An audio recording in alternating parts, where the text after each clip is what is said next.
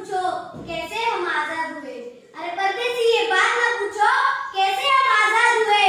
कितनी माँ की गोद लूटी, कितने घर बर्बाद हुए। हंसते हंसते फांसी चढ़कर अपनी जान लुटा दी और बदले में दे दी हमको ये पावन आजादी। और बदले में दे दी हमको ये पावन आजादी। आजादी के इन दीवानों को मेरा शत शत नमन है। आदरणीय व्यासपीठ, येथे जमलेले माझे गुरुजन व मित्र मैत्रिणी, नमस्कार. मी रुद्र विशाल मोदी. आज तुम्हाला स्वातंत्र्य दिनाबद्दल थोडीशी माहिती सांगणार आहे. ती तुम्ही शांत चित्ताने ऐकावी अशी माझी नम्र विनंती.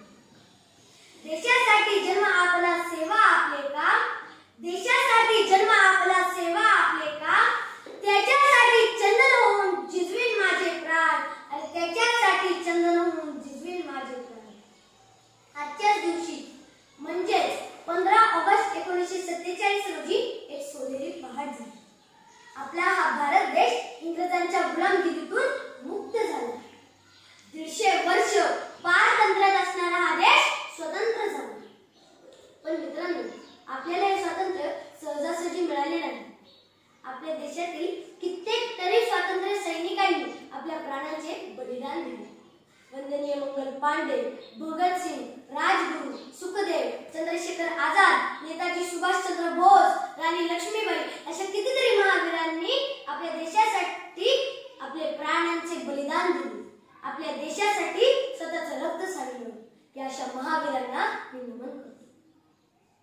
आपल्या नशिबात आपल्या देशासाठी प्राणांचे बलिदान देण्याची, रक्त सांडण्याची शक्ती नाही, परंतु मित्रांनो, आपण आपल्या देशाची सेवा मात्र करू शकतो.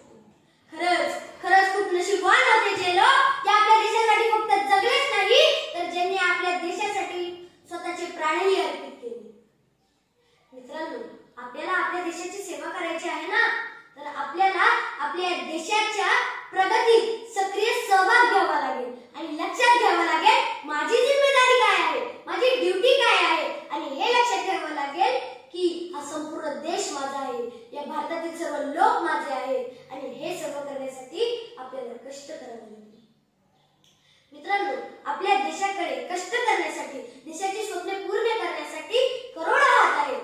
आणि आपला हा भारत देश आज प्रगतीपथावरही चालला आहे. मागच्या काही गेल्या वर्षात आपला हा भारत देश जगातील 10वी अर्थव्यवस्था होता. कितवी? 10वी. आणि आज आपल्या देशाने इतकी प्रगती केली आहे की आज आपला हा भारत देश जगातील 5वी अर्थव्यवस्था आहे. मित्रांनो, जर आपण आपल्या कार्यकाळात ही अर्थव्यवस्था दुसऱ्या क्रमांकावर नेली नाही, तर आपण खूप काही केलं असं समजू नका. आपल्या शाळेतील शिक्षक आपला शालेय वेळ सोडून इतर वेळही आपल्याला शिकवतात. हीच तर खरी देशसेवा आहे. मध्यंतरी कोरोनाच्या काळात मृत्यूचे तांडव उडले होते. हजारो लोक मृत्युमुखी पडत होते. अन्नाचा तुटवडा होता. आणि अशीच सगळ्यात खराब परिस्थिती म्हणजे अमेरिकेची झाली. तेव्हाच अमेरिकेचे अध्यक्ष श्री जॉन डोनाल्ड ट्रम्प यांचा फोन आपले पंतप्रधान माननीय श्री नरेंद्र मोदी यांना आला. ते म्हणाले, महोदय, आमच्या देशाची परिस्थिती खूपच बिकट आहे. लोक मृत्युमुखी पडत आहेत. पॅरासिटामॉलची खूपच कमतरता भासू लागली आहे. कृपया करून भारताने आम्हाला मदत करा.